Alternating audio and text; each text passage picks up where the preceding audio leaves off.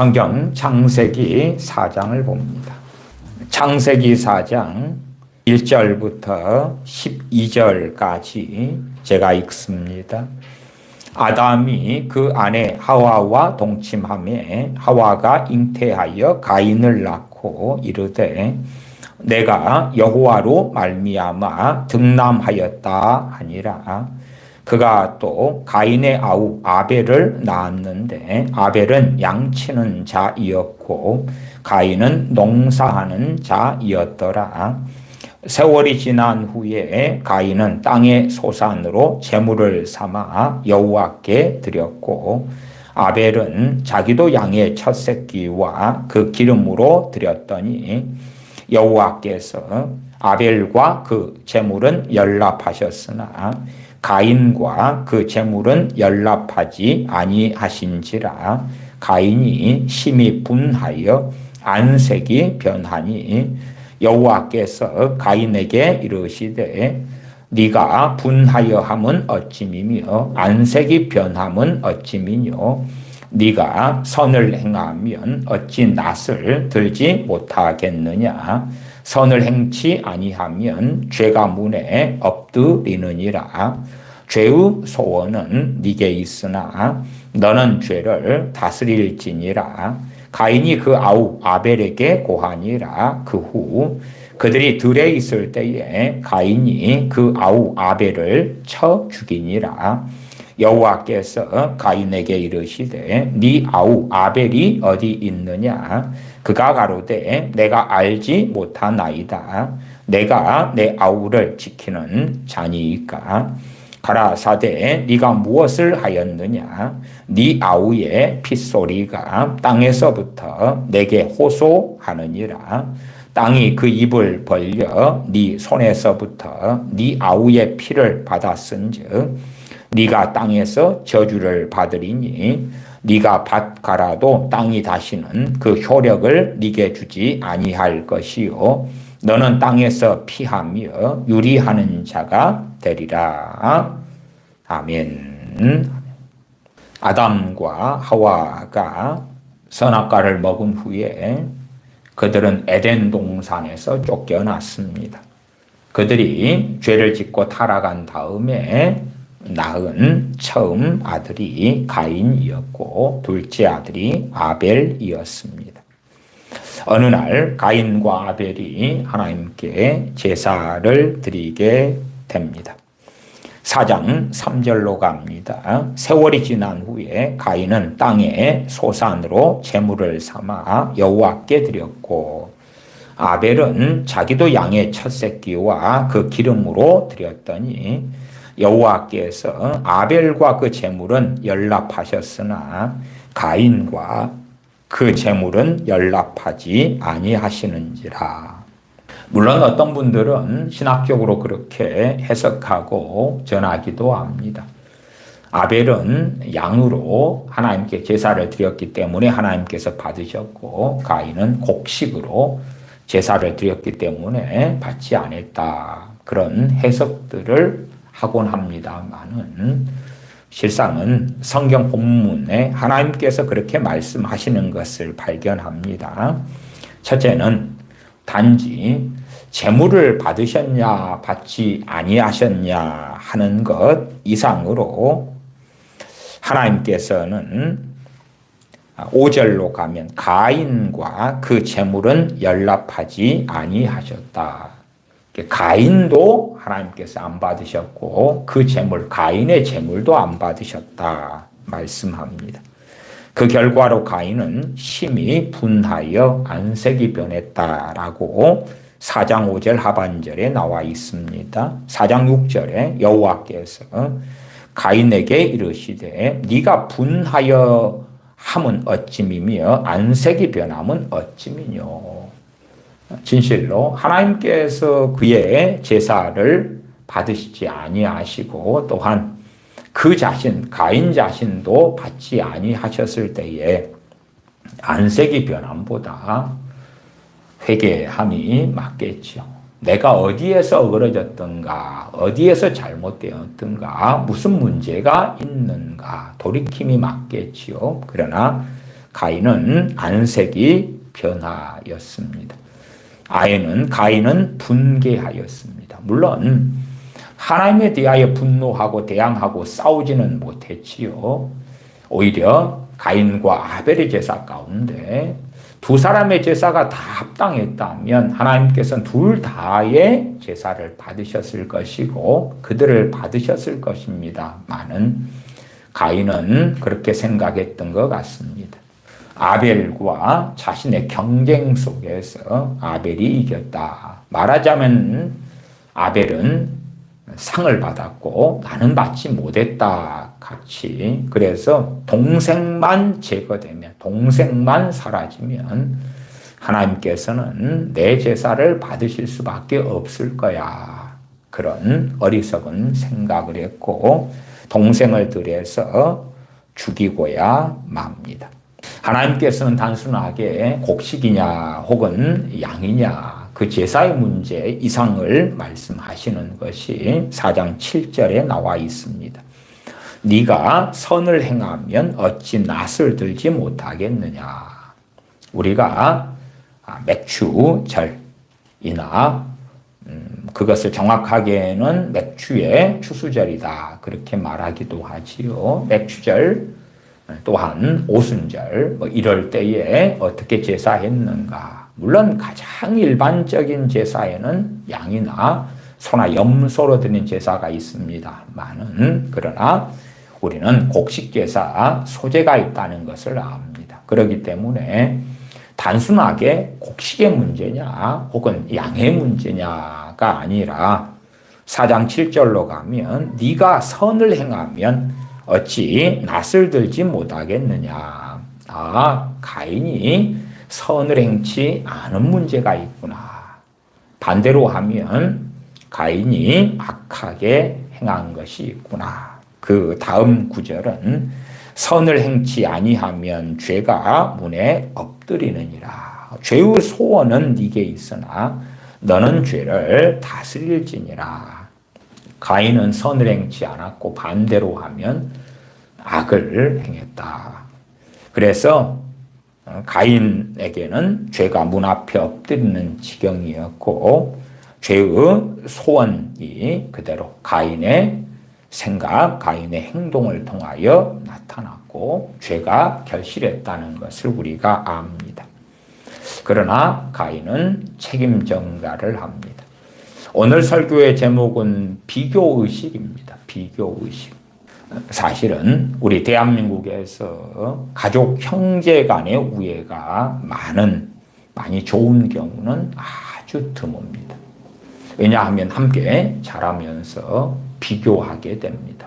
물론 부모도 끊임없이 비교하죠. 그러나 가장 근본적으로는 자기 스스로 비교를 합니다. 형제들 가운데, 형제 자매들 가운데 여자는 여자대로, 남자는 남자대로 누가 더 잘생겼느냐, 누가 더 이쁘냐, 누가 더 키가 크냐, 누가 키가 작냐, 누가 날씬하냐, 누가 뚱뚱하냐, 누가 머리가 좋냐, 머리가 나쁘냐, 누가 IQ가 높냐, 누가 IQ가 낮으냐.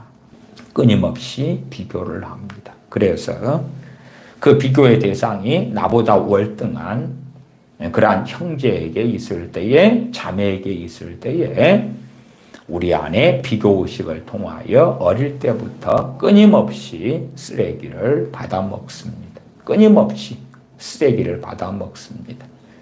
쓰레기를 받아먹으면 바다가 쓰레기를 계속하여 바다에 혹은 강에 버려질 때에 바다도 오염되고 강도 오염될 것입니다. 바다나 강은 얼마나 크고 광활합니까? 물론 작은 냇가 또랑을 이야기하는 게 아니라 강, 아니면 너무나도 큰 바다. 바다에도 얼마나 많은 그러한 쓰레기가 쌓이는지 모릅니다. 그러면 사람의 뱃속은, 사람의 생각, 사람의 감정 안에 쓰레기는 얼마나 많이 쌓이고 들어가겠습니까? 우리는 끊임없이 비교하는데 익숙합니다. 그래서 형제들 사이에, 자매들 사이에 비교하고, 그 다음에 이제 내가 저 사람보다 나은 것 같으면, 저 형, 저 누나, 언니 혹은 동생보다 나으면 우월감을 가지고, 못하는 것 같으면 열등감을 가집니다. 우월감이든 열등감이든. 그것은 어디에서 나옵니까? 비교의식에서 나온다. 비교한다. 그 다음에 거기에서 악한 대로 마음이 쏠리면, 그러면 내 형제나 자매가 어떤 일이 잘 되었을 때에 축하해주고 박수를 치기보다, 물론 외모적으로 외식하면서 잘 됐네 라고 박수 칠지 모르나 뱃속 안에는 시기와 질투가 끌어오르기 쉽습니다. 마음이 악해지면 뭐가 나타납니까? 시기와 질투가 안에서 일어나서 겉으로는 박수를 쳐주지만, 그러나 시기와 질투 때문에 저 형제가, 저 자매가 꼬꾸라지기를 기다립니다. 사실은 그렇게 뱃속 안에 깊은 데는 그런 게 있어요. 최소한 꼬꾸라져서 망한다 이런 극단적인 사례보다도 나보다도 못해지기를 바라는 거지. 나보다도 못해지기를. 내가 어느 회사에 다니는데 월급이 얼만큼이다. 그러면은 저 사람이 나보다, 내 형이라도, 내 동생이라도, 내 누나라도, 내 여동생이라도, 남동생이라도 어쨌든 나보다 더 좋지 않은 회사에 다니고 월급도 더 적게 받기를, 나보다 더 성격이 느리기를, 아니면 자매들끼리 하면 나보다 더 좋지 않은 남편을 만나기를. 그래서 내가 어떤 A라는 남자와 결혼했어요. 그리고 이제 누리는 것이 어느 정도 있다고 합시다. 그런데 내 또 다른 자매가 훨씬 더 좋은 남편과 결혼했어. 그래서 생일 선물도 결혼 기념일도 혹은 월급도 더 많이 해외여행 다니고 여행 다니고 용돈으로 더 많이 주고 좋은 차도 사주고, 그런 일을 겪었을 때에 내가 내 남편에게 있어서 만족하고 감사하다가도 그것이 깡그리 없어져 버리기 쉽습니다. 왜냐하면 비교하니까. 그래서 우리는 진지하게, 실상은 긴 시간을 가지고 이 비교의식, 비교하는 것과 싸워야 됩니다. 거기에서 자유케 되지 않는다면 실상은 깨어있는 그리스도인으로 살기는 너무 어려워집니다. 주님께서 산상수훈에서 넓은 문과 좁은 문, 또한 좁은 문으로 들어가기 힘쓰라 그러면서 좁은 문으로 들어가는 그 여정이 길이 협착하고 찾는 이가 적다. 우리 좁은 길을 걷는 크리스천들은 비교하지 않습니다.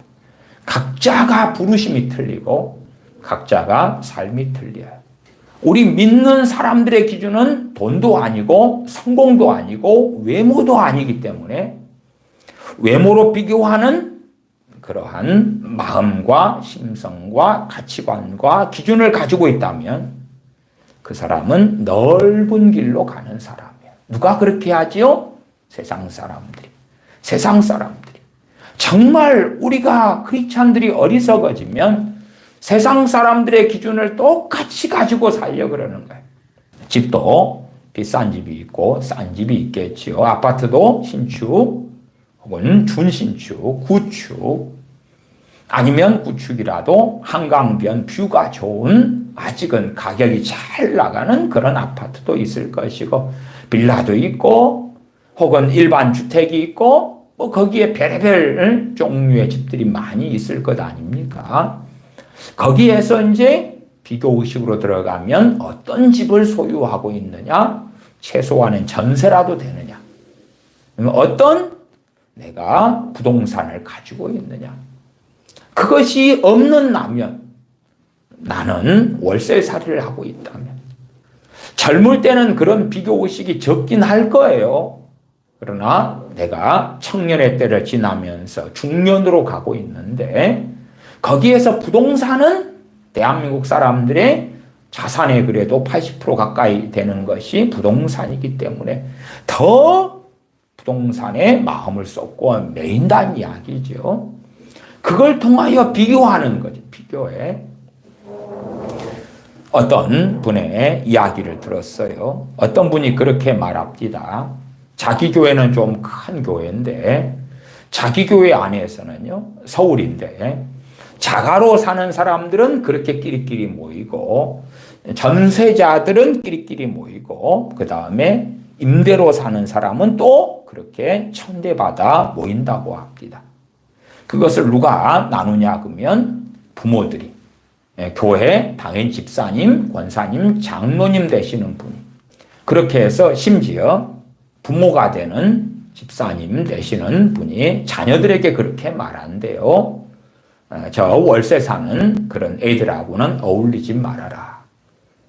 교회가 크니까 주일학교도 크겠지요. 거기에서 이미 편가르기를 하고 있는 거지요. 우리가 고린도 교회에서도 그런 상황을 보지요. 성찬을 하는데 그런 교회에서 성찬을 한 당시에는 성만찬으로 하기 때문에 식사와 함께 하니까 그걸 대량으로 준비할 만한 그런 상황과 여건이 아니었던 모양이죠. 재정적으로도 그랬을 수가 있고요. 그래서 있는 사람들이, 형편이 되는 사람들이 성만찬 할 것을 가지고 왔어요. 빵과 포도주 등이지요. 그런데 부자들은 당연히 가져올 수 있었죠. 근데 그들은 자기끼리 먹었다고 말, 자기끼리.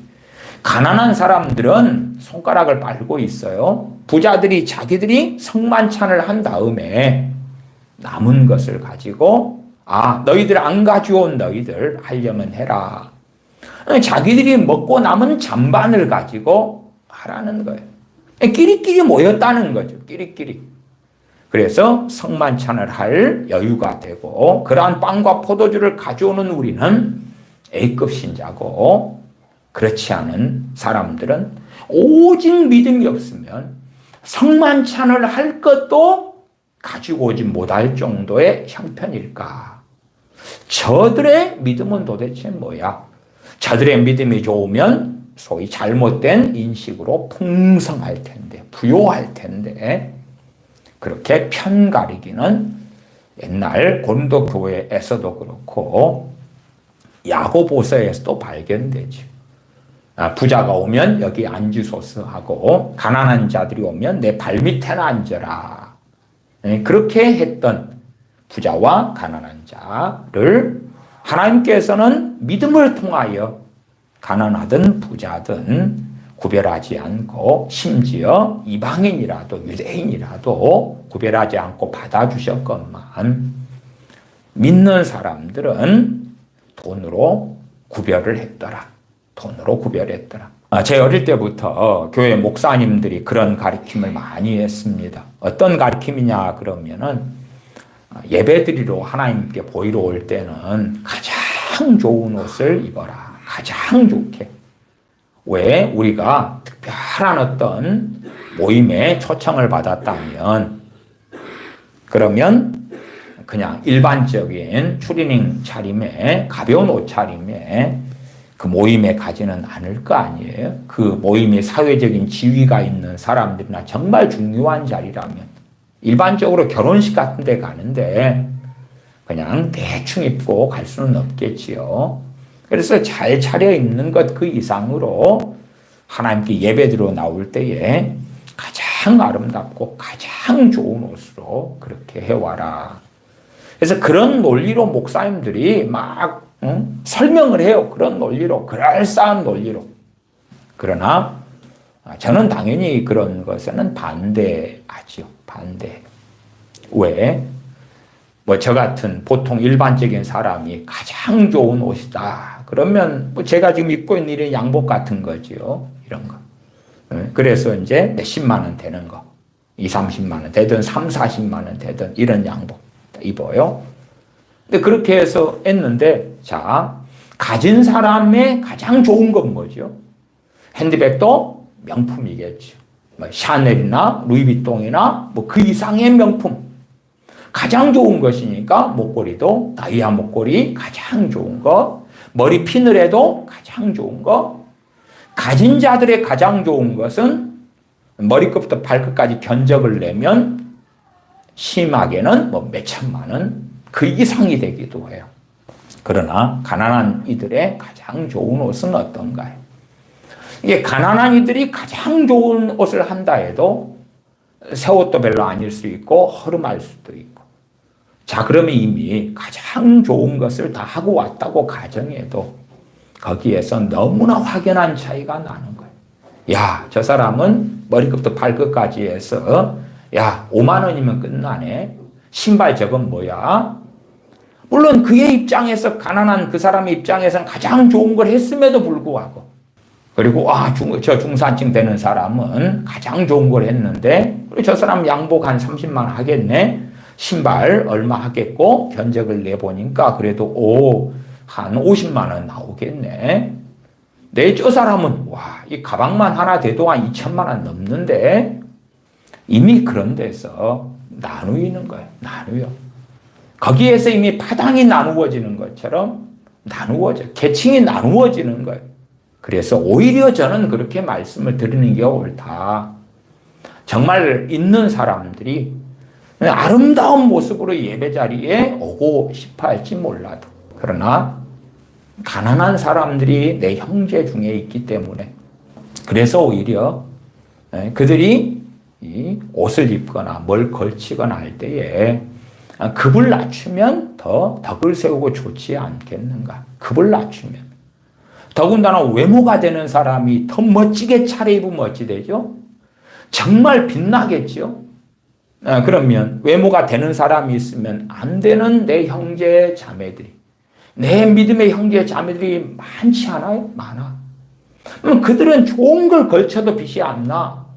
나는 근데 삼선 슬리퍼에 추리닝만 입어도 그냥 8등신이 되고 9등신이 되고 몸이 좋고 외모가 되면 빛이 날 거 아니라. 그러면 내가 외모가 된다 그러면 또 키도 크고 늘씬하고 잘났고, 그러면 좀 걸치는 거라도 형제 자매들의 모임에서 낮추면 어떨까요? 오히려 저는 그것이 하나님께서 받으시는 더 좋은 예배가 될 거라고 믿어요. 그건 어쨌든 많은 목사님들의 수십 년 전부터 해왔던 가르침 혹은 해석이, 주장이 가장 좋은 거라고. 그리고 하나님 앞에 예배해라. 그러면 차도 가장 좋은 걸 타고 와야 돼. 누구는 뚜벅이고, 누구는 걸어왔고 버스 타고 왔는데, 누구는 외제차 좋은 걸 갖다가 몰고 온 거라. 그렇게 해서 예배 드린다고 왔는데, 교회 예배당 주차장에 보니까 좋은 차, 외제차, 그런 것들이 있단 말이에요. 저 차는 누가 타고 다녀? 누구는 일반적인 국산차 이런 것도 없고 있어도 중고차인데, 그러한 위화감, 그러한 비교를 끊임없이 일어나게 어떤 사람들은 특별한 기념일이 돼가지고 교회에 뭔가를 탁 쏠 수가 있어요. 그렇게 해서 큰 돈을 들여가지고 내게는 저런 건 푼돈에 불과해. 그리고 이제 교회 행사에 큰 돈을 기타가든지 뭘 크게 한다든지. 겉으로 보기에는 그건 좋아, 멋져. 그까지는 뭐 문제를 삼지 않으려고 해요. 좋은 거니까. 그러나 그것을 목회자가 잘못된 방향으로 오도하다 보면 믿음이 좋은 거고, 그게 너무 아름다운 거고, 그 사람을 죽여 세우다 보면 그렇게 할 수 없는 사람들은 온갖 쓰레기를 얼마든지 먹기도 쉽겠죠.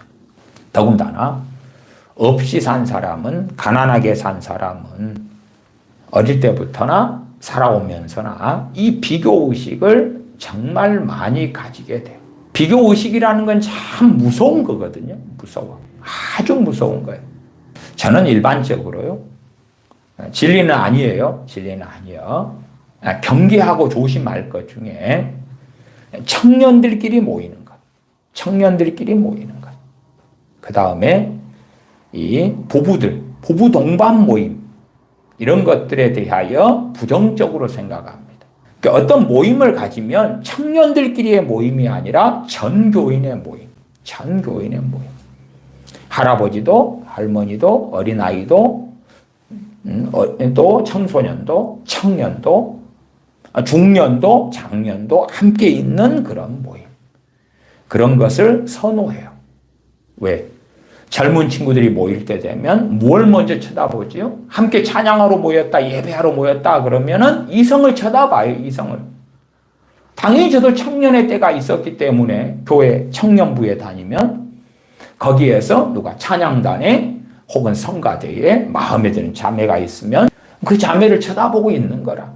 쳐다보고 있어. 이성의 마음을 두고 그 다음에 이성이 보기에 좋은 것을 입고 좋은 차림을 하고, 그런 형편이 안 되는 친구들은 이성에게 돋보이려고 하는데 형편이 안 돼서 열등감을 느끼기도 하겠죠. 그런 것까지 이제 형편이 되는 사람들의 책임은 아닙니다만은 예배가 사람을 향하는 예배가 돼. 규모가 큰 교회고 그 다음에 청년들이 많이 모이고, 청년들의 모임에는 주로 찬양이 중심이 될 때가 요즘에는 많아요. CCM이죠. 그렇게 하면 방송도 함께 합니다. 그래서 실시간 유튜브 같은 거 하면은 그 아름답게 찬양하는 청년들도 보여줘, 화면을. 앞에 찬양 팀도 보여줬다가 청년들도 보여줬다가. 그러면 야, 저 멋지고 은혜로운 모습의 형제, 자매가 브라운관에 나오는 거라. 앞에 큰 화면에 띄우잖아요. 나오잖아요. 아, 지난번에는 누구가 화면에 떴고 또 누구가 보였는데 이번 주에는 누가 저 화면에 아름답게 비추었네. 그러니까 거기에서 누가 어떻게 자유로울 수 있는가? 사람에게 보이기 위한 것 봐야 되는 것. 제가 부부들의 모임도 별로 환영하지 않는 것은, 물론 요즘의 목회자 컨퍼런스에, 교회 부흥을 위한 목회자 컨퍼런스에 정말 많은 컨셉이 그겁니다. 청년들끼리 모이게 하고 프로그램 많이 만들고 젊은 부부들끼리의 모임을 교회가 강조하고 그들끼리 모이게 하고 그들끼리 교제하게 하고, 왜? 나이대가 같으니까, 비슷하니까 취미생활도 함께하고 뭣도 함께하고, 그런 컨셉이 요즘의 대세입니다. 그럼에도 그런 것을 별로 안 좋아하는 것은, 청년들이 모이면 뭐 합니까? 비교하죠. 비교해. 저 청년은 어느 직장, 연봉이 얼마, 월급이 얼마, 어느 대학, 외모는 어때, 키는 어때? 그렇게 비교하고, 그렇게 판단하고, 열등감이든 우월감이든, 그 우월감을 가지는 사람도 도토리 키재기 속에서 내가 이 중에서는 그래도 가장 낫네. 끊임없이 그렇게 비교하는 마음을 가져요. 거기에서 우월한 걸 찾든지, 아니면 상대방의 약점을 발견하고 험담하고 없는 것도 만들어내고, 상대방이 무슨 실수를 했을 때에 그걸 공격하고, 왜? 스스로 악하다는 것을 증명을 하는 것이지. 그런 어리석은 악함으로 흘러가든지, 그렇게 하지 않으면 우리 스스로 비교하면서 우월감을 가지는, 도토리 키재기로서 우월감을 가지는, 열등감을 가지는. 그러니까 부부간의 만남에서 부부 쌍으로 뭐예요? 또 여자분들이 모임을 자주 가지는 것도 사실 별로 안 좋아해요. 그냥 모이려면 세대 간에 전반적으로 나이 드신 분, 젊은 분, 더 어린 분, 청년 다 두루두루. 그렇죠?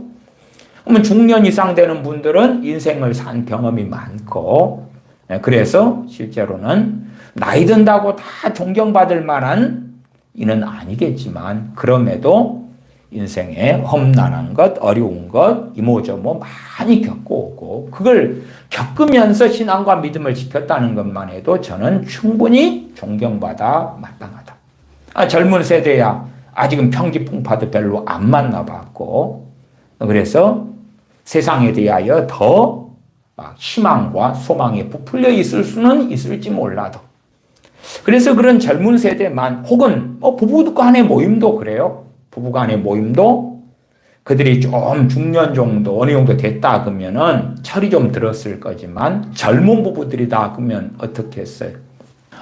내 아내보다 저 집 아내가 더 이뻐. 그렇잖아요? 어떻게 할까요? 그런 걸 보게 되는데, 그러면은 내 아내에 대해 감사하다가 그 감사가 식죠. 식어. 내 안에는 애교가 없는데 저쪽 아무개의 안에는 애교가 있는 걸 보게 돼. 아니면 반대로 내 남편은 참 평범하고 못났는데 저쪽 남편은 매너도 너무 좋고 돈도 잘 벌고 직장도 좋고 성격도 좋고 그 다음에 너무 잘났어. 그런 것들을 보면서 뭐 하게 돼요? 비교하게 돼야죠. 비교하게 돼야죠. 그러니까 젊은 부부가 있으면 나이 든 부부, 때로는 혼자 사는 분, 그런 분들이 함께 엮어져 만나는 거예요. 함께 엮어져 만나. 그러나 점점점 교회가 세속적인 가치관으로 달려가면, 저는 그렇게 보는 거예요. 달려가면 30대끼리 모여라. 30살부터 35살까지 모여라. 혹은 40대에 한 40살부터 45살까지 부부들은 모여라. 이런 식으로 나누는 거예요. 나이대 같으니까 의사소통이 같을 거고, 쓰는 언어가 같을 거고, 삶의 방식이 비슷할 거고, 소통할 것이다고. 아니요. 신앙은 그런 거 아니에요. 세상은 그러는 거예요. 세상은 그래. A라는 아이돌을 좋아하는 애들은 예를 들어서 10대 후반. 어떤 배우를 좋아하는 연령층은 30대. 어떤 노래를 좋아하는 사람은 몇 대. 이런 게 있을지 몰라도 그런 세속적인 가치관에서는 그런 걸 추구하는데, 믿음, 진리를 따라가는 삶에는. 그래서 오늘 창세기 4장 같은 경우도 얼마나 오래전의 이야기입니까? 너무너무 오래전의 이야기죠. 아브라함 할아버지만 돼도 지금으로부터 4,000년 전이고요. 모세 선지자만 해도 3,400년 이런 전에 하나님의 사람이라. 그런데 이 가인과 아벨 이야기는 너무너무 오래됐어. 그래도 수천 년 전에 하나님의 사람이죠. 기본적으로 약 이때 정도 따지면은 한 6,000년 전의 인물들. 그러나 쾌쾌 먹은 인물들이 아닌 것은 사실은 문화는 변해가지만 사람의 본질은 그렇게 차이가 없거든요. 본질은 차이가 없어. 더군다나 참 심각한 것 중에 하나는 이런 것이지요. 가인도 하나님을 섬겼고 아벨도 하나님을 섬겼는데, 하나님을 섬겼던 가인의 심성이 이렇다는 거죠. 하나님께 제사를 지냈는데 자기 제사는 안 받아주시고 동생의 제사를 받아주시니까 동생을 쳐서 죽이는 거죠. 그렇게 해서 자기만 남겨놓으면 하나님께서는 내 제사를 받으실 수밖에 없으실 거야 라는 잘못된 신관. 심지어는 내 동생 아벨이 어디 있느냐 그러니까 내가 내 동생을 지키는 자니까. 하나님에 대해서 잘 모르는 거죠. 그래서 속일 수 있을 줄로 생각하는 거죠. 정말 이상한 신앙, 이상한 믿음을 가인은 가지고 있는 거예요. 청년들끼리 모였을 때에 그 숫자가 적을 때에는 덜 하겠죠. 도토리 키재기니까. 근데 숫자가 기본적으로 한 100명만 된다고 합시다. 청년들이 100명만 돼. 그럼 거기에 독보적으로 잘생기고 독보적으로 아름답고 학벌이 너무 좋고 또한 직장이 너무 좋은 사람이 몇 명은 끼어 있을 거야. 끼어 있을 거라. 그럴 때 이제 문제가 되죠. 문제가 돼. 비교를 하는 게 그래요. 과거의 농경사회에는 그 동네에서 이쪽 동네 처녀총각, 저쪽 동네 처녀총각이 만나서 결혼을 해. 그러니까 거기에서 누가 이쁘냐. 물론 다 보는 눈이 틀리기 때문에요. 내 눈에는 저 사람이 이쁘게 보이는데 딴 사람 눈에는 또 다른 사람이 이쁘게 보여 그냥. 거기에서는. 그러나 이제 우리가 사라 할머니 같은 경우에 80살이 넘어도 너무 이뻐. 이것은 절대적인 미라, 절대의 미. 누구나에게 아름다운 절대성은 있는 거라요. 누구나 마음에 드는. 그러나 상대적인 아름다움을 가진 사람은요, 누군가에게는 덜 이쁘고 안 이쁘고 누군가에는 아주 이뻐 그냥. 물론 그것도 변해가는 거지만. 그래서 과거의 시대에는 비교라는 것이 그 동네 안에서 그 우물 안에서. 그러니까 비교 의식으로 정말 온갖 쓰레기를 먹고 어그러지는 것은 약했어요. 경향성이 약했어요. 지금은 이제는 비교라는 것이 숫자가 많이 모이면 모일수록 절대의 기준을 가져요.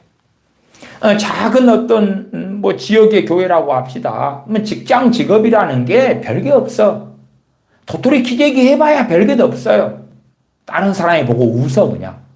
그런 거에 대해 신경도 안 쓰고 비교도 안 하고 살아가는데 잘난 서울이라고 합시다. 서울에 규모가 좀 돼. 그러면은 야, 저 사람은 대기업의 이사라네.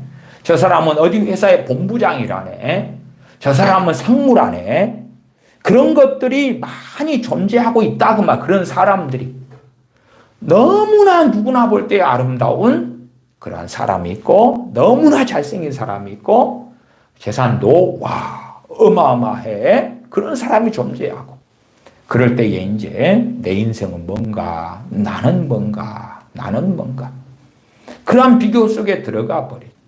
더군다나 지금은 인터넷 시대잖아요. SNS 시대잖아요. 그래서 그 비교라는 것이 더 심각해져. 텔레비전에 멋지고 아름다운 연예인이 나와요. 드라마의 주인공들이 나와. 그걸 볼 때 누구하고 비교해요? 물론 처음은 감정이입해서 내가 마치 드라마의 주인공인 것처럼 그렇게 하면서 감동은 받지만 그러나 조금 돌아놓고 보면 결코 나는 저 드라마의 주인공이 아니잖아요. 저 드라마의 주인공의 외모, 능력, 학벌, 재산, 재력 그런 것과 나하고 대부분 극단적으로 거리가 멀죠. 그것 때문에 어찌할꼬. 요즘에 젊은 세대가 결혼을 안 하는데 그 이유가 많이 있겠죠. 그 중에 하나는 돈이 없어서 그러죠. 기준선에서 어느 돈요? 지금 세대가 원하는 수준의 돈이에요. 왜? 과거에 저의 부모님 세대 때는 돈 없이 결혼했거든. 돈 없이. 그래서 그냥 몸만 가지고 결혼해가지고 월세집에서 시작한 사람들이 대부분이었어요. 심지어 함께 결혼하고 혼인신고만 하고 애 낳고 살지만 결혼식도 못했어요. 그래서 많은 남편들의 소원이 돈을 좀 장만해야지 결혼식을 할 수 있거든요. 그래서 한 10년 지나면 내 아내에게 면사포를 씌워줘야지. 아니면 결혼반지도 없이 결혼했거든요. 혼인신고만 하고 애 낳고 사는데 결혼반지, 금반지 해줄 돈이 없었던 거라. 그래서 돈 모아서 내 아내 반지 해줘야지. 결혼반지 해줘야지. 그런 것들이 이제 꿈이었어요.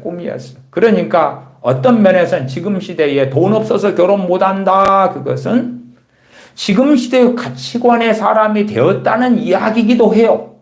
그 다음에 돈이 있다 없다의 기준도 현대적인 관점 속에서 자기가 생각하는 기준의 돈을 이야기하는 거예요. 돈. 이 정도는 있어야지. 아파트, 집 한 채는 남자 입장으로서는 있어야지. 얼마나 모아놔야지. 이건 어떻게 돼야지. 물론 남자만이 아니라 여자도 그 기준을 같이 가지기 때문에 예전 수십 년 전에는 남자 여자하고 그 기준이 다 없었어. 그래서 그냥 사랑하면 함께 월세집에서 사는 건 당연한 거야. 나중에 집도 돈 벌어서 결혼식도 돈 벌어서 그리고 결혼 반지도 돈 벌어서 하면 돼. 둘 다 기준이 없었으니까. 지금은 드라마를 봤는데 인스타그램을 봤는데 친구들을 봤는데 그러니까 다른 사람들의 삶을 드라마나 혹은 여러 가지 TV 프로그램이나 연예인들의 생활도 볼 수 있고 유튜브 등을 통해서 많은 사람들의 재산, 사는 것, 여행하는 것, 누리는 것, 먹는 것, 마시는 걸 다 들여다볼 수가 있는 거예요. 그렇게 되면서 기준이 높아지는 거죠. 아주 높아지죠. 지금의 청년 세대 같은 경우도 10대 때만 해도 얼마나 아이돌을 좋아했겠어요. 아주 아름다운 또한 멋지고 잘생긴 아이돌. 눈이 높아졌을 거 아니에요. 아이돌을 짝사랑하기 때문에 집에 브로마이드 큰 아이돌 사진을 붙여놓기도 하고 그걸 들여다보고 있는데 오징어 같은 남자가 어떻게 마음에 들겠냐 그 말이. 그 아이돌 옆에 세워놓으면 오징어라. 그러니까 결혼 안 하는 이유 중에 하나는 눈이 너무 높아졌어. 기대감이 너무 높아졌어. 돈은 얼마를 벌어야 돼. 그래서 남자 여자들 가운데 주로 이제 여자들, 청년 여자들에 대하여 리서치 조사를 해요. 그래서 당신이 연애할 남자가 연봉을 얼마쯤 벌었으면 좋겠냐. 그러면은 주로 이제 연봉 한 7천 원 돼야지, 1억 원 돼야지 그런 이야기를 해. 뭐 당신 나이는 몇 살인데 나 28인데 그럼 당신은 몇 살 정도의 플러스 마이너스 남자를 만나기를 원해? 그럼 플러스 마이너스 둘이다 그래. 그럼 28이면 남자가 30이나 26이나 26에서 30. 그러면 30살 됐으면은 주로 사회 초년생인데 혹은 한 2, 3년 직장생활 했다고 쳐. 그런 사람이 연봉 1억을 받는 게 가능해? 아니면 연봉 7천, 8천이 가능해? 그러한 일반적 상식에 근거해서 물으면 그러면 말도 안 되는 소리를 하는 거예요. 사실은 말도 안 되는 기대를 가지고 있는 거죠. 그냥 30살에게 원하는 그 연봉이란 정말 잘 받아도 한 4천 이리저리 될 거 아니에요. 그것도 많이 생각하는 거지. 그런데 기대는 너무 높아. 아니요. 7, 8천 원 돼야 돼. 1억 원 돼야 돼. 그 기준을 계속 높이는데 그 기준에 충족되는 사람이 어디 얼마나 있느냐 그 말이 없어. 그래서 점점점 결혼을 안 할 수밖에 없어요. 그 다음에 자기 자신에 대해서 기대하는 것도 굉장히 큰 거예요. 굉장히 커. 자기 자신에 대하여 남과 비교해서. 그래서 가지는 열등감, 그래서 가지는 탄식, 슬픔, 눈물, 서로. 실상은 이러한 비교 의식이 뱃속에 차지하고 마치 자동차의 엔진처럼 그 사람을 끌고 나가는 엔진이 되는 경우는 아주 많아요. 그 엔진 같은 걸 하나 가지고 있어서 심심하면 이것이 탱탱탱탱 하고 돌아가는 거야. 돌아가. 거기에서 나오는 슬픔, 우울함, 좌절, 열등감. 문제는 깨어있는 하나님의 사람으로 살 수가 없다는 거예요. 주님과 함께 할 수 없는 거예요. 그러한 열등감에서 기도가 나오죠. 하나님, 내가 저 사람보다 이게 부족한데, 물론 저 사람보다는 가로치고 숨기지만, 그러나 내가 원하는 기준이 뭔가 부족한 것이 사실은 많은 경우에 어떤 사람과 비교하여서 내가 이게 부족해. 그것을 가지고 하나님께 아뢰는 거야. 내가 이 정도 돈이 있어야 될 것 같은데, 이 정도 직장이 있어야 될 것 같고, 이 정도 뭐가 돼야 될 것 같고. 물론 돈이 있으면 외모도 성형수술을 통해서 뜯어 고칠 수 있으니까 돈이 필요해. 이러이러한 외모가 필요하고, 이러이러한 사회적 지위가 필요하고, 재산이 필요하고. 그렇게 해서 원하고 갈망하는 거예요. 그러나 그것을 하나님께 구하고 원했는데 채워지지 않았을 때에 실망하고 좌절하고 그러죠. 막연한 꿈을 꾸고 막연한 어떤 이상한 믿음을 가지고 하나님께서 채워주실 거라고. 심지어 내가 좋아하는 어떤 이성이 있는데 내가 하나님께 기도를 하면 그 이성이 나를 좋아하게 되어서 그래서 나하고 좋은 교제, 만남, 나아가 결혼까지도 할 수 있을 거라는 어떤 망상을 가지죠. 일본의 청년 세대도 그렇고요. 우리나라의 청년 세대들도 상당히 그 몽상 속에 살아갑니다. 몽상 속에. 막연한 몽상. 차라리 로또 복권이나 아니면 미국의 슈퍼볼이 당첨되는 걸 바라는 것은 그에 비하면 덜 몽상이라. 그러한 신데렐라의 꿈 같은 것을 꾸는 몽상. 그 말도 안 되는 것에 대한 막연한 기대감. 그러면서 하루하루를 살아가는 거예요. 실상은 그 뱃속 안에 어릴 때부터 키워왔던 그 잘못된 비교의식, 거기에서 오는 열등감, 거기에서 오는 우월감. 그렇기 때문에 끼리끼리 모이게 될 때에 정신 차리지 않으면, 물론 지금 사회에서 끼리끼리 어찌 안 모이겠냐 그 말이 모여.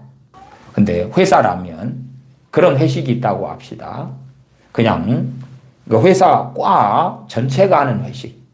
거기에는 부장님도 있고 과장님도 있고 대리도 있고 사원도 있고 인턴도 있고 뭐 있겠죠. 그런 것. 물론 거기에서 잘못된 회사의 관행이 있다 그러면은 계급주의, 위에 부장이 밑에 대리나 과장한테 지시하고 명령하고 대리나 과장은 사원이나 인턴한테 지시하고 명령하는 그 이상한 그런 게 없다면 같이 여러 그런 나이대가 함께 모여서 어울려서 교제하고 대화하고 저는 그러면 이상적인 이야기지만 건강하다 어느 정도. 문제는 이제 같은 동기들 회사 가가지고 동기가 10명 있다고 쳐요. 거기에 청춘 남녀가 끼어 있어요. 물론 그런 모임은 훨씬 더 심장을 두근거리게 하고 흥분되게 만들겠지요. 그러나 거기에서 이제 똑같은 회사에 동기로 입사했어도 대학이 틀릴 거라, 학벌이 틀릴 거라, 차가 틀릴 거라. 누구는 차가 없고 차가 있고, 누구는 집안이 재산이 있고 없고, 외모가 어떻고, 이미 거기에서 이제 비교하는 그런 것으로 뱃속 안에 많은 이는 소수 빼놓고 다수는 열등감으로 비교로 어리석어지고 말 것이다 그 말이. 더군다나 인스타그램이나 유튜브 시대가 됐기 때문에 더 내가 비교하는 대상은 저 높은 곳에 있어요. 저 높은 곳에. 그래서 나는 거기에 미달되기 때문에 문제는 크리스천들이 그 세상 사람들이 가진 동일한 가치관을 가지고 같은 걸 추구하는 거예요. 같은 걸 추구해요. 그것을 하나님께서 얻게 해주실 것을 바라고 기대하고 소망하고 있는 거지요. 그러나 그러한 것이 이루어질 리는 없다. 그 말이 없다. 가인과 아벨에서도 아벨은 그렇지 않았으나 가인은 동생에 대하여 시기 질투하고 동생의 제사는 하나님께서 받으셨고 자신의 제사는 받지 않으셨기 때문에. 왜? 가인이 선을 행치 않았기 때문에. 선을 행치 않았기 때문에 선을 행하지 않은 자의 제사를 받으실 리가 없죠. 그래서 가인과 그 재물을 연락지 아니하셨다고 말씀하죠. 단지 재물만 잘못됐어가 아니라 사람이 잘못됐기 때문에 그 제사까지도 받지 아니하심이었다. 그러나 아벨은 그 사람 자체가 하나님 앞에 바르게 서 있었고 그 하나님께서 기뻐하시는 그 사람이 드리는 예물, 제물, 제사를 하나님께서는 그 아벨도 받으셨을 뿐만 아니라 아벨을 받으셨기 때문에 그가 드리는 제사의 예물, 제물까지도 연락하고 받으셨다 하는 것이죠. 제 어릴 때에 초등학교 다닐 때 되면 그랬어요. 도시락을 싸가지고 다녔는데 그 도시락이 벤또였어요. 일본 말이죠. 알루미늄으로 된 도시락이었어요. 그래서 밥을 담아가면 밥 이렇게 테두리마다 알루미늄 그 소위 녹물이 흘러나와요. 그래서 알루미늄 녹물로 밥이 다 얼룩져요. 그러면 밥 먹을 때 되면 밥가는 다 버려야 되고 그 다음에 이제 먹어요. 근데 좀 있는 집 애들은 도시락을 그렇게 안 싸고 보온통에 싸와요. 보온통에. 꽤 추운 날이 참 많았어요. 지금은 지구온난화로 인하여 많이 온도가 올라갔잖아요. 과거에는 참 많이 추워가지고 참 어지간할 때는 밥이 차가웠어요. 뭐 따뜻한 6월 됐으면 7월 됐으면 괜찮았겠지만 3월, 4월 말에도 아니면 가을에 12월 이럴 때도 방학을 늦게 했거든요. 11월, 12월 되면 꽁꽁 얼어요, 밥이. 그런 차가운 걸 이제 억지로 먹는데 어떤 친구들은 보온통에 따뜻한 국물에 밥을 먹어요. 그런 게 너무 부럽잖아요. 그렇죠? 비교를 하는 거예요, 비교를 해. 그 다음에 제 초등학교 때 소원은 쌀밥 먹는 거였어요. 이 밥 먹는 게 소원이었어요. 친구들 중에서는 쌀밥을 싸온 애들이 있거든. 따뜻한 보온통에 보온 도시락에 쌀밥을 싸가지고 와요. 그게 소원 너무 부럽지. 왜? 비교가 되니까 비교가 돼. 그러나 이제 그러한 비교 의식이나 열등감에 제가 덜 빠졌던 것은 제가 살았던 동네가 산동네였거든요. 그러니까 친구들 동네 동생, 동네 형들 같은 데 살았거든. 이게 다 전반적으로 다 가난했어요. 물론 제가 믿기로 그랬다는 이야기죠. 실제로는 그 중에서도 누구는 돈이 있고 누구는 더 가난하고 하는 게 있지만은 그냥 겉보기에 다 비슷한 지역에서 살면서 산동네에서 같은 놀이터에서 놀고 산을 돌아다니고 그렇게 했으니까 서로 누구 집에 숟가락이 얼마 있냐 몇 개 있냐 그런 것까지 이제 알 정도로 그렇게 함께 살아왔기 때문에 더 정말 우월한 어떤 사람들을 만나기가 어려웠죠. 그러한 동창, 그러한 친구, 그러한 동생들이 거의 없었다고 말하죠. 끊임없이 우리들은 그러한 비교의식에 쌓여서 살아가죠. 야곱에게는 12아들이 있었지요. 거기에 딸이 하나가 있었고요.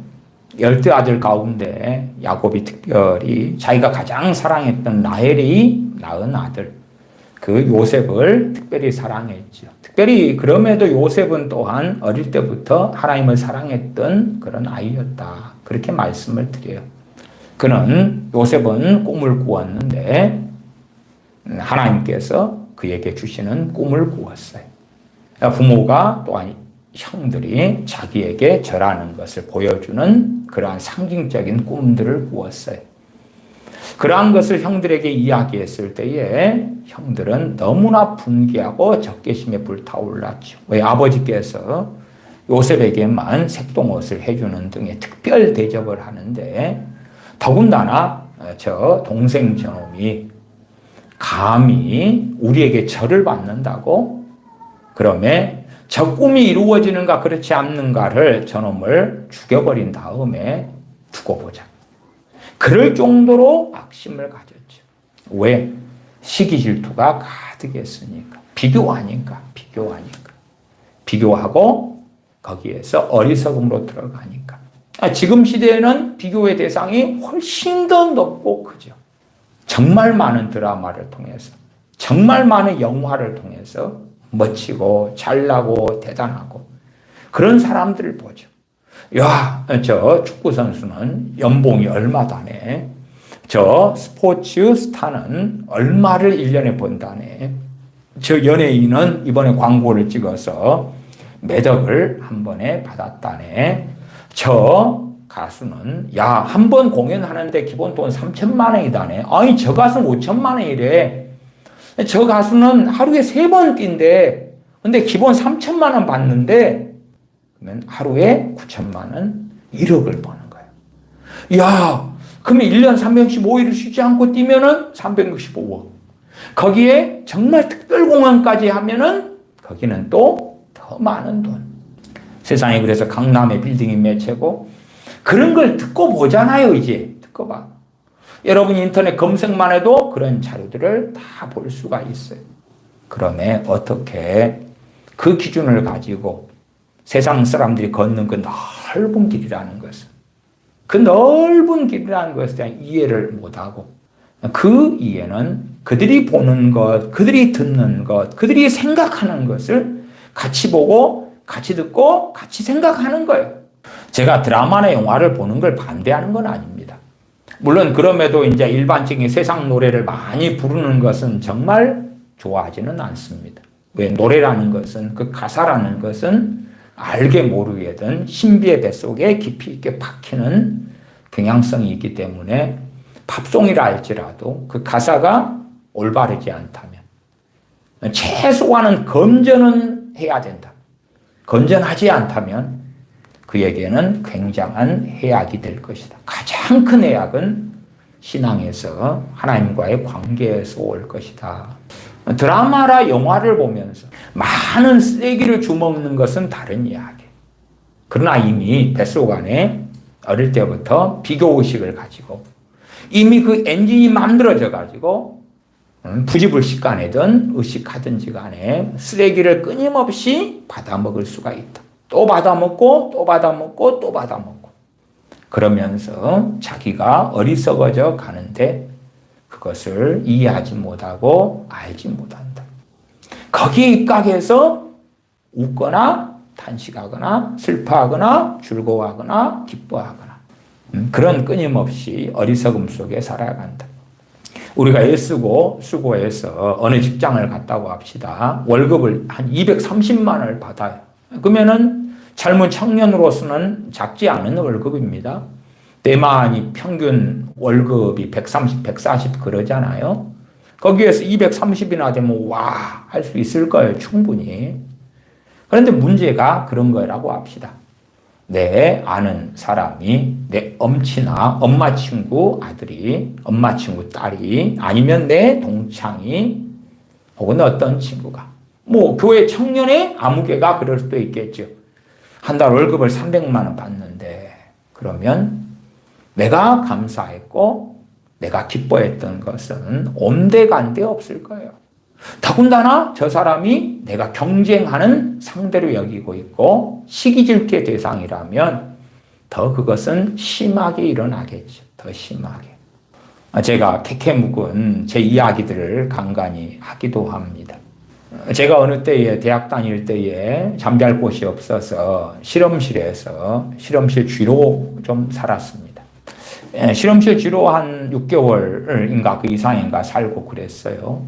실험실에 이제 제가 실험실 관리하고 청소하고 이렇게 했어요. 근데 그 실험실 열쇠를 가지고 그 실험실에 잠자는 곳으로 사용을 했었다 그 말이.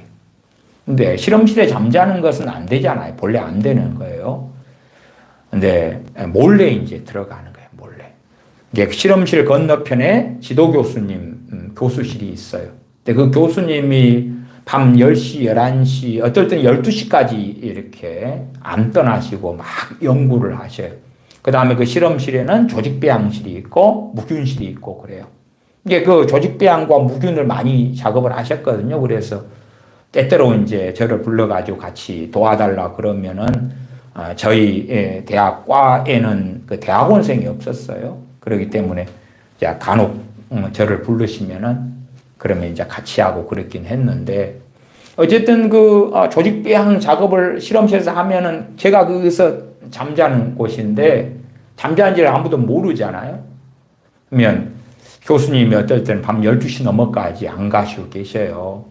저는 주로 이제 밤 12시에 실험실에 몰래 열쇠를 이렇게 돌려가지고 들어가서 실험실 그 다이 위에서 검은 나무판 두꺼운 거 있거든요. 그 위에서 이제 쭈그리고 담요 한 장을 실험실에 제가 숨겨놓은 곳이 있어요.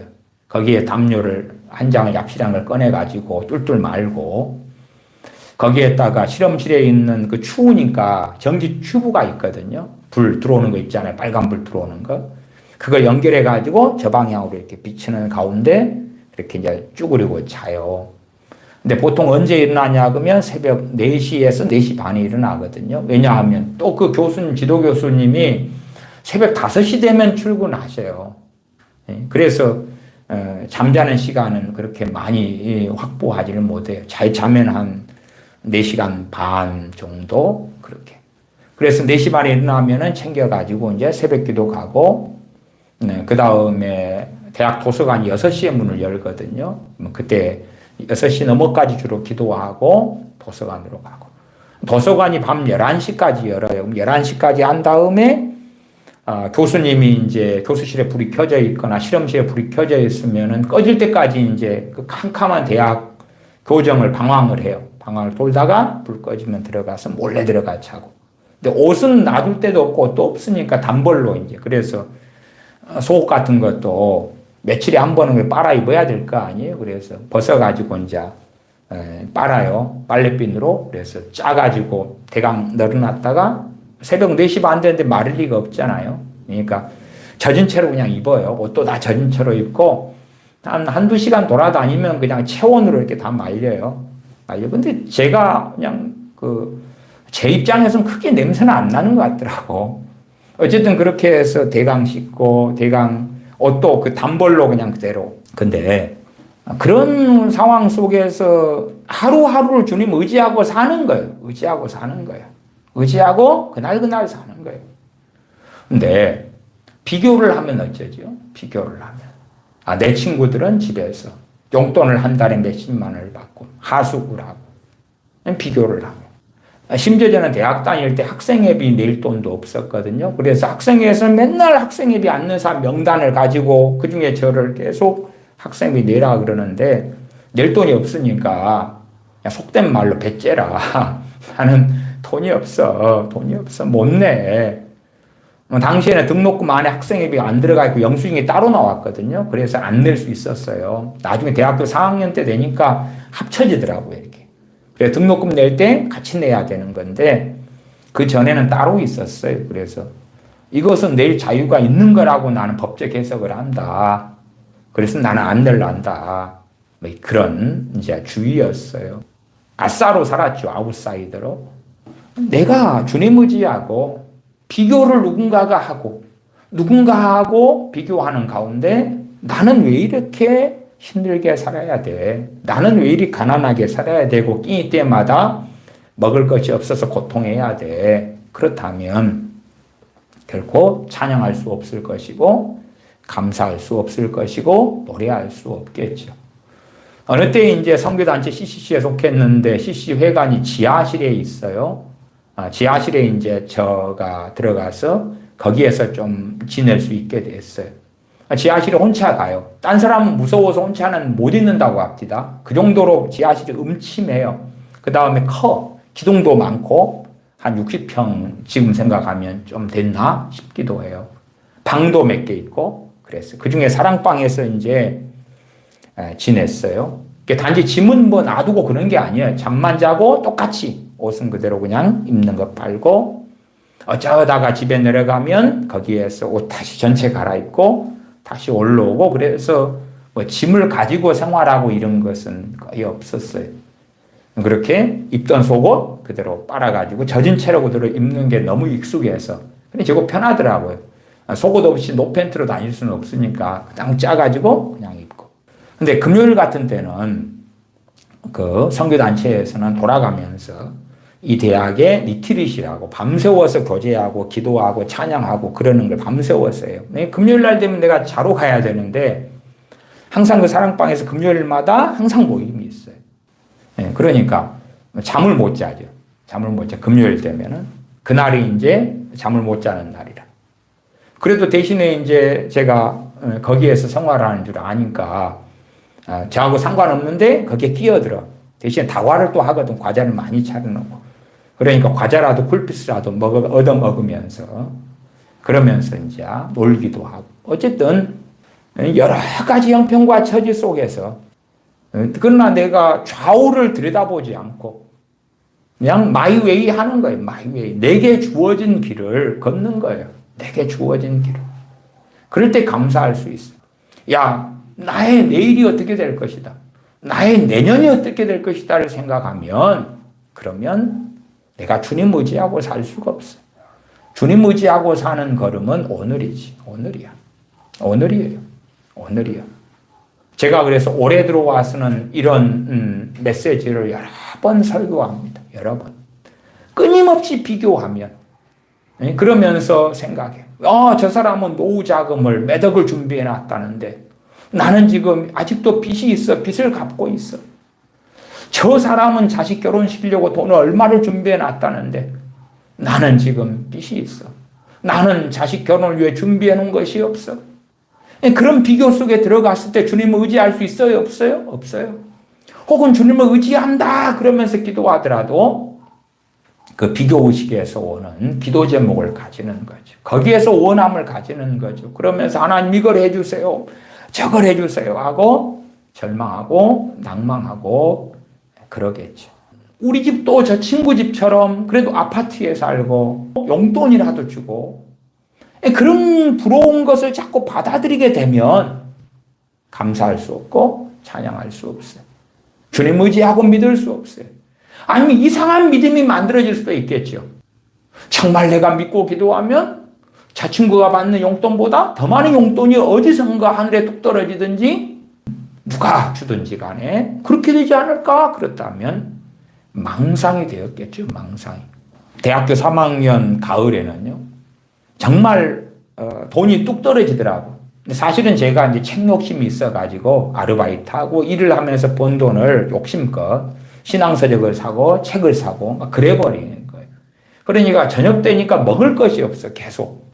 그래서 친구들은 저녁 먹으러 가자. 주로 이제 저희 친구들이 밤 11시까지 도서관에서 공부를 다 함께 하는 친구들이 있었거든요. 저녁 때 되면 이제 저녁 먹으러 가야 되는데 학식을 주로 하거나 그러는데 돈이 없으니까 나는 딴 데 가서 먹어야 돼. 그리고 이따가 저녁 먹고 만나자.